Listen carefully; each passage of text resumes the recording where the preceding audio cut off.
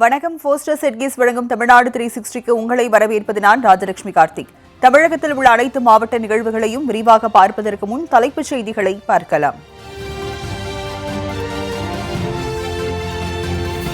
மயிலாடுதுறையில் 30 ஆண்டுகளுக்கு முன்பு கட்டப்பட்ட தொகுப்பு வீடுகள் இடிந்து விழும் நிலையில் உள்ளதால் அச்சத்தில் வசிக்கும் பொதுமக்கள்.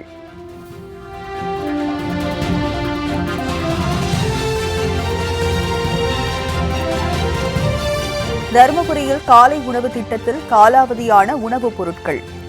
மாவட்ட ஆட்சியர் நடத்திய திடீர் ஆய்வில் அம்பலம்.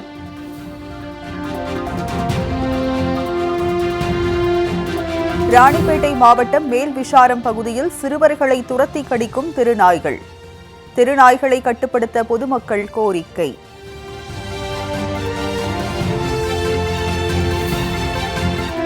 தமிழகத்தில் உள்ள பல்வேறு கோயில்களில் மகா கும்பாபிஷேக விழா. ஏராளமான பக்தர்கள் பங்கேற்று சாமி தரிசனம்.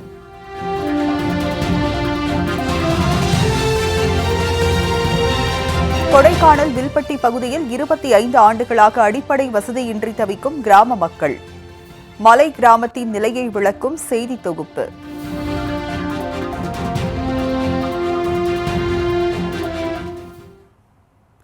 இனி செய்திகளை விரிவாக பார்க்கலாம். மயிலாடுதுறையில் 30 ஆண்டுகளுக்கு முன்பு கட்டப்பட்ட தொகுப்பு வீடுகள் இடிந்து விழும் நிலையில் உள்ளதால் அப்பகுதி மக்கள் அச்சத்தில் வசித்து வருகின்றனர். மயிலாடுதுறை மாவட்டம் மல்லியம் ஊராட்சிக்கு உட்பட்ட குச்சிப்பாளையம் கிராமத்தில் காலனி தெருவில் 100க்கும் மேற்பட்ட தொகுப்பு வீடுகள் கடந்த 30 ஆண்டுகளுக்கு முன்பு கட்டப்பட்டன. இந்த தொகுப்பு வீடுகளில் 1000க்கும் மேற்பட்ட மக்கள் வசித்து வரும் நிலையில் தற்போது தொகுப்பு வீடுகள் முறையான பராமரிப்பின்றி மேற்கூரைகள் பெயர்ந்து விழும் நிலையில் உள்ளன. அவ்வப்போது சிமெண்ட் காரைகள் பெயர்ந்து விழுந்து கம்பிகள் வெளியில் தெரியும் அளவில் இருப்பதால் அங்குள்ள மக்கள் அச்சத்துடனேயே வசித்து வருகின்றனர். இரவு நேரங்களில் குழந்தைகளுடன் வீட்டில் படுக்க அச்சப்பட்டு வெளியில் படியிலும் மழையிலும் படுத்துறங்கும் நிலை ஏற்பட்டுள்ளது.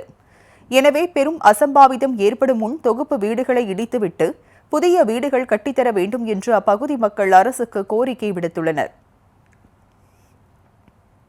எங்களுக்கு கொஞ்சம் சரியாக இல்லை, ரோடு ரொம்ப பழுது அடைஞ்சிருச்சு. அந்த ரோட்டை கொஞ்சம் சரி செஞ்சு கொடுக்கறதுக்காக நாங்கள் எவ்வளோ தான் மெனக்கிட்டு பார்த்தோம். ஒரு 5-6 வருஷமாக மெனக்கிட்டு பார்த்தோம், இது வரைக்கும் ஒன்றும் ஆகலை. அதை கொஞ்சம் தயவு செஞ்சு அதை கொஞ்சம் சரி பண்ணி கொடுக்கறதுக்கு நீங்கள் ஏற்பாடு பண்ணுங்கள். தொகுப்பு வீடுகள் சுத்தமாக இந்த ஏரியாவுக்கு வரமாட்டேங்குது. அதை கேட்டோம்னா நான் பல தடவை மனு கொடுத்துட்டேன், பஞ்சாயத்தில் கொண்டு போய் பிரசிடண்ட்கிட்டையும் கொடுத்துட்டேன். வீடு தரேன், இன்னும் வரும்னு நான் ஒரு 10 தடவையாவது என்னுடைய பட்டாவை கொண்டு கொடுத்துருக்கேன். வரல இந்த ஏரியாவுக்கு, எனக்கு வீடு வந்து செஞ்சு கொடுக்கல. அதே மாதிரி இந்த வீடும் பழுது பார்த்து கொடுக்கறதுக்கும் நான் கேட்டிருக்கேன். கிளர்க்கிட்ட கொடுங்க, அங்கே கொடுங்கங்கிறாங்க. இது வரைக்கும் நான் கொடுத்துட்டேன் அங்கேயும், அவங்களும் வந்து என்ன தெரியும் பார்க்கல.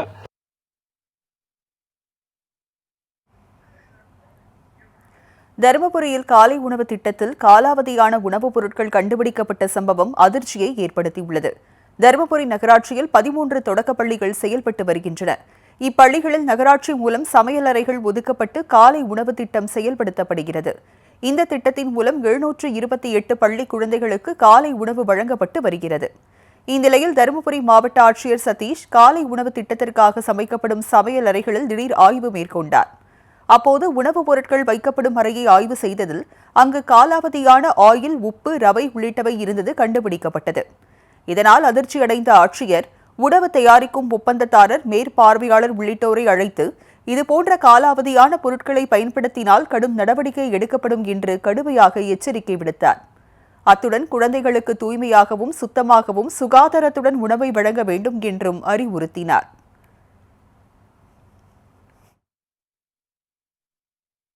மேல்விசாரம் பகுதியில் தெருநாய்களின் எண்ணிக்கை அதிகரித்து வருவதால் சிறுவர்கள் மற்றும் பொதுமக்கள் நடந்து சென்று வர முடியாத நிலை ஏற்பட்டுள்ளது. ராணிப்பேட்டை மாவட்டம் மேல்விசாரம் புதுப்பேட்டை பகுதியில் தெருநாய்களின் எண்ணிக்கை நாளுக்கு நாள் அதிகரித்து வருகிறது. இந்த நாய்கள் சாலையில் செல்லும் சிறுவர்களை துரத்துவதால் பொதுமக்கள் அச்சமடைந்துள்ளனர். இந்நிலையில் அப்பகுதியை சேர்ந்த சிறுவன் ஒருவனை தெருநாய்கள் துரத்தி செல்லும் போது சிறுவன் அலறி துடித்தபடி கதறி ஓடிய சிசிடிவி காட்சி வெளியாகியது. இதனால் அப்பகுதி மக்கள் மேலும் அச்சத்தில் உறைந்துள்ளனர். எனவே நகராட்சி நிர்வாகத்தினர் தெருநாய்களை கட்டுப்படுத்த உரிய நடவடிக்கை எடுக்க வேண்டும் என்று வலியுறுத்தி உள்ளனர்.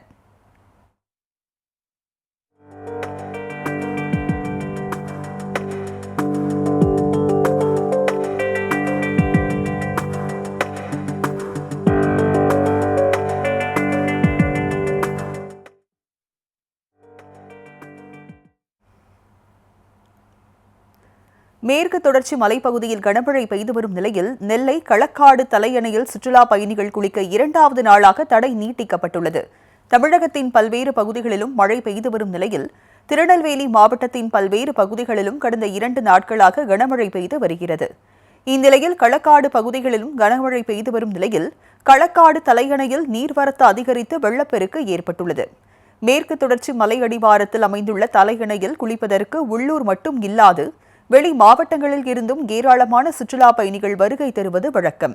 ஆனால் தற்போது தலையணை அருவிக்கு நீர்வரத்து அதிகரித்துள்ளதால் சுற்றுலா பயணிகள் குளிக்க 2வது நாளாக தடை விதித்து முண்டந்துறை புலிகள் காப்பக வனத்துறையினர் உத்தரவிட்டுள்ளனர். இதனால் சுற்றுலா பயணிகள் ஏமாற்றம் அடைந்துள்ளனர்.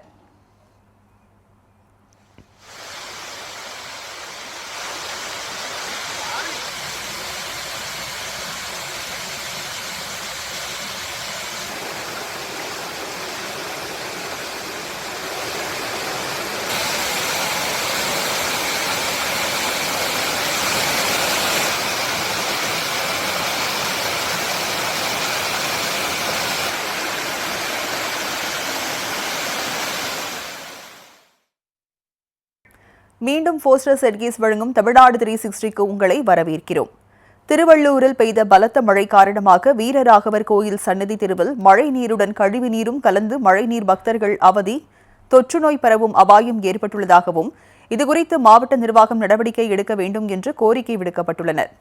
திருவள்ளூர் மாவட்டத்தில் நல்ல மழை பெய்து வரும் நிலையில் திருவள்ளூர் வைத்திய வீரராகவர் கோயில் கனமழையின் காரணமாக சன்னதி தெருவில் சுமார் 1 அடிக்கு மேல் தண்ணீர் தேங்கி நின்றது.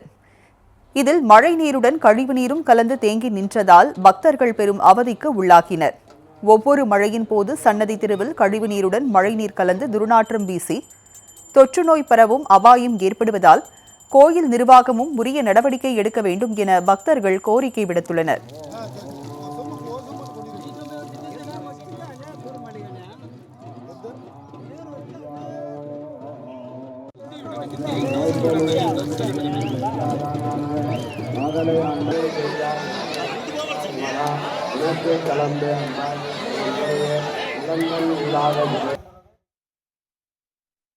தமிழகத்தில் உள்ள பல்வேறு கோயில்களில் மகா கும்பாபிஷேக விழா கோலாகலமாக நடைபெற்றது.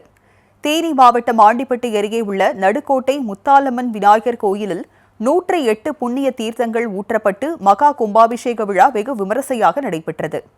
அதிகாலையிலேயே கணபதி ஹோமத்துடன் பூஜை தொடங்கிய நிலையில் அம்பாளுக்கும் விநாயகருக்கும் சிறப்பு அபிஷேகம் நடைபெற்றது. இதில் சுற்றுவட்டார பகுதி மக்கள் அனைவரும் கலந்து கொண்டு தரிசனம் செய்தனர்.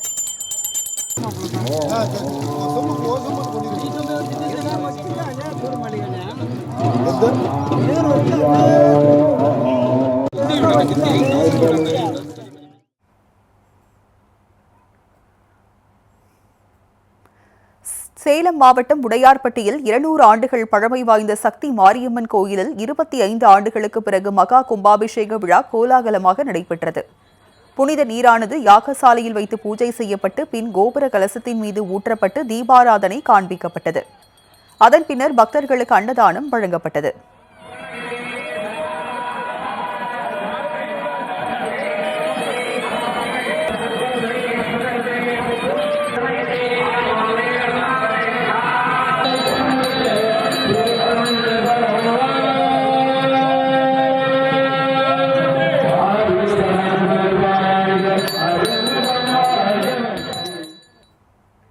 தஞ்சாவூரில் பிரசித்தி பெற்ற திரிபுர சுந்தரி சமேத பிரம்மபுரீஸ்வரர் கோயிலில் மகா கும்பாபிஷேகம் விமரிசையாக நடைபெற்றது. 4 கால யாக பூஜை நடத்தப்பட்டு சிவாச்சாரியர்கள் வேத மந்திரங்கள் முழங்க கும்பாபிஷேகம் நடந்தது. விழாவின் போது மழை பெய்த நிலையில் மழையில் நனைந்தவாறு பக்தர்கள் சாமி தரிசனம் செய்தனர்.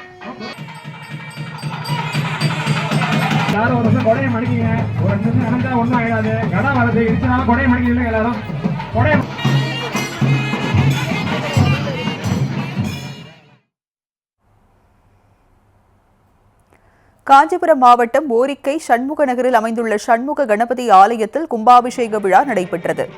தொடர்ந்து விநாயகருக்கு சிறப்பு பூஜைகளும் ஆராதனையும் காட்டப்பட்டது. இதில் சுற்றுவட்டார பகுதியில் அமைந்துள்ள பக்தர்கள் அனைவரும் கலந்து கொண்டு சாமி தரிசனம் செய்தனர். தொடர்ந்து அவர்களுக்கு அன்னதானம் வழங்கப்பட்டது.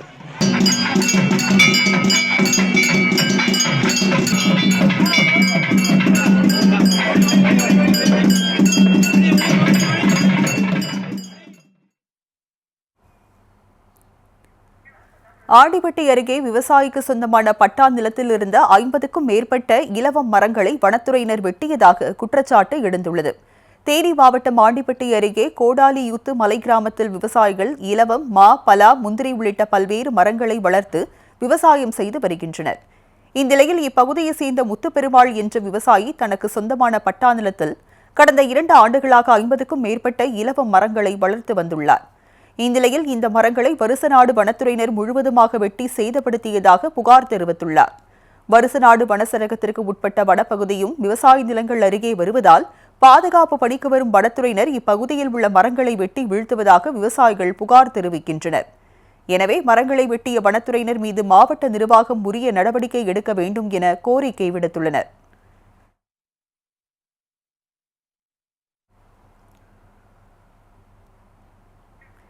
ராமநாதபுரம் மாவட்டத்தில் மண்ணில் புதைந்த தாய், நாய் மற்றும் குட்டிகளை தீயணைப்புத் துறையினர் மீட்டனர். ராமநாதபுரம் மாவட்ட பகுதிகளில் கடந்த 2 நாட்களாக தொடர் மழை பெய்து வரும் நிலையில் சாலையின் பல இடங்களில் மழை நீர் தேங்கியுள்ளதால் பொதுமக்கள் கடும் சிரமமடைந்து வருகின்றனர். இந்நிலையில் முகவை ஊரணி கரை பகுதியில் நாய் ஒன்று தனது குட்டிகளுக்கு பால் கொடுத்துக் கொண்டிருந்த போது மண் சரிவு ஏற்பட்டது. இதில் நாய்க்குட்டிகள் அனைத்தும் உள்ளே புதைந்த நிலையில் தாய் நாய் கழுத்தளவு வரை புதைந்தது. இதுகுறித்து தீயணைப்பு அதிகாரிகளுக்கு தகவல் தெரிவிக்கப்பட்டதை அடுத்து அங்கு வந்த தீயணைப்பு வீரர்கள் மண்ணில் புதைந்த 4 நாய்க்குட்டிகளை பத்திரமாக மீட்டனர். அவர்களின் இந்த செயலை பொதுமக்கள் வெகுவாக பாராட்டினர்.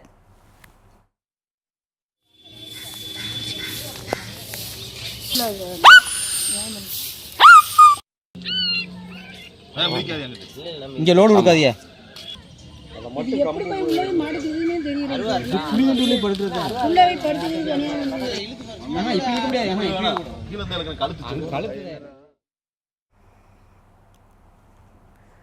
போஸ்டர் செட்கேஸின் தமிழ்நாடு 360யில் அடுத்து வருவது ஊர் நிகழ்வுகளை விரைவாக வழங்கும் உள்ளூர் எக்ஸ்பிரஸ்.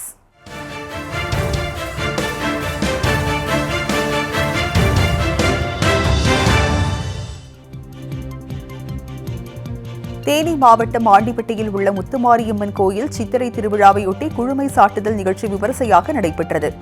அம்மன் கிரகம் கோயிலை வலம் வந்து குழுமை சாட்டுதல் நடைபெற்றது. இதில் ஏராளமான பக்தர்கள் கலந்து கொண்டு சாமி தரிசனம் செய்தனர். மேலும் கோயில் திருவிழா மே மாதம் நடைபெறவுள்ள நிலையில் விழாவுக்கான முன்னேற்பாடுகளை அறநிலையத்துறையினரும் கிராம மக்களும் தீவிரமாக மேற்கொண்டு வருகின்றனர்.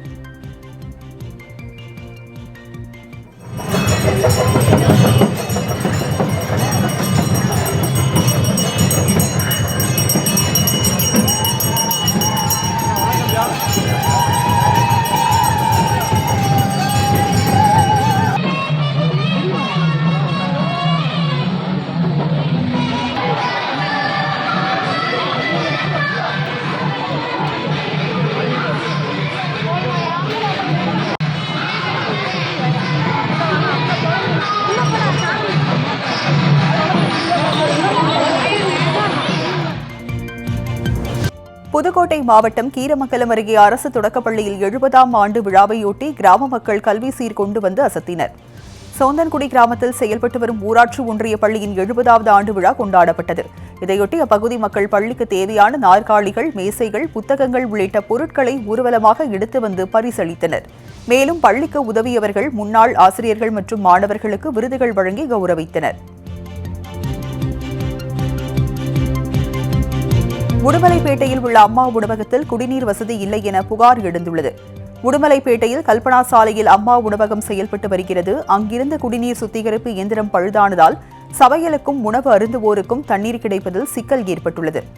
இதனால் மலிவு விலையில் உணவை வாங்கி அருந்திய ஏழை எளிய மக்கள் அதைவிட அதிக விலை கொண்ட குடிநீர் பாட்டில்களை வாங்கி பருகி வருகின்றனர். இதனால் அம்மா உணவகத்தில் குடிநீர் தங்கு தடையின்றி கிடைக்க ஏற்பாடு செய்து தருமாறு அப்பகுதி மக்கள் வேண்டுகோள் விடுத்துள்ளனர். அரசு அலுவலகங்களில் பெண்களின் பாதுகாப்பை வலியுறுத்தி சேலத்தில் தமிழ்நாடு அரசு ஊழியர் சங்கத்தினர் மனித சங்கிலி போராட்டத்தில் ஈடுபட்டனர்.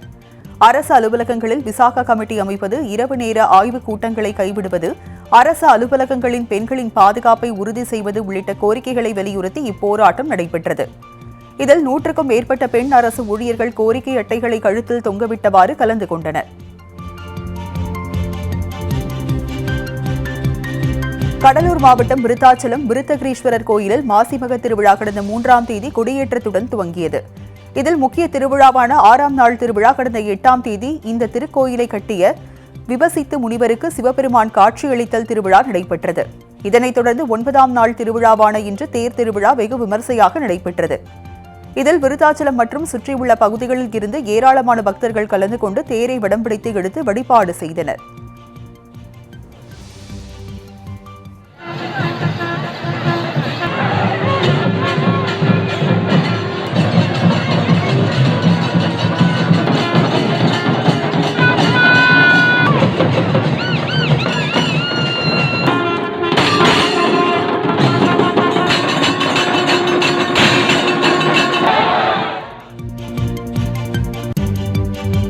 தென் திருப்பதி என்று அழைக்கப்படும் கரூர் கல்யாண வெங்கடரமண சுவாமி கோவிலில் மாசி மாத திருவிழா கடந்த 4ஆம் தேதி கொடியேற்றத்துடன் தொடங்கி நடைபெற்று வருகிறது.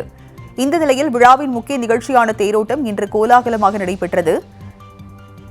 இது தொடர்பாக நடைபெற்று வரும் மாசி மாத திருத்தேரோட்டம் நிகழ்ச்சியை காண பல்வேறு பகுதிகளில் இருந்து வருகை தந்த பக்தர்கள் கோவிந்தா கோவிந்தா கோஷத்துடன் தேரை வடம் பிடித்து இழுத்தனர்.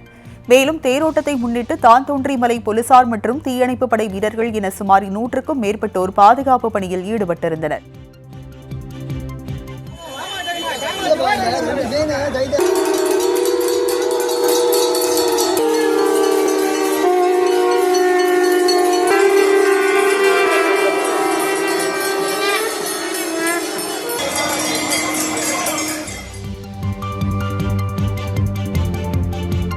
மதுரை இம்மையிலும் நன்மை தருவார் திருக்கோயிலில் மாசி பெருந்திருவிழா தேரோட்டம் வெகு விமர்சையாக நடைபெற்றது.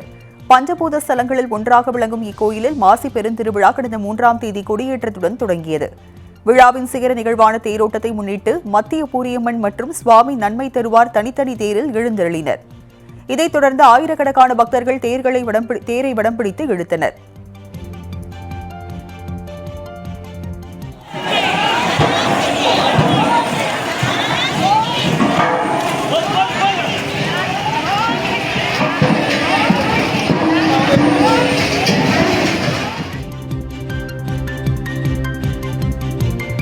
தருமபுரி பேருந்து நிலையத்தில் இருந்த ஆக்கிரமிப்புகளை நகராட்சி அதிகாரிகள் அதிரடியாக அகற்றி அபராதம் விதித்தனர். தருமபுரி நகர மற்றும் புறநகர் பேருந்து நிலையத்திற்கு தினந்தோறும் 10,000க்கும் மேற்பட்ட பயணிகள் வந்து செல்கின்றனர். இந்நிலையில் பேருந்து நிலையத்தை ஆக்கிரமித்து வியாபாரிகள் பல்வேறு கடைகளை அமைத்ததால் கூட்ட நெரிசல் ஏற்பட்டது. இதைத் தொடர்ந்து மாவட்ட ஆட்சியரின் உத்தரவின் பேரில் நகராட்சி ஆணையர் சேகர் தலைமையிலான அதிகாரிகள் போலீஸ் பாதுகாப்போடு ஆக்கிரமிப்பு கடைகளை அகற்றி அதன் உரிமையாளர்கள் மீது அபராதம் விதித்தனர்.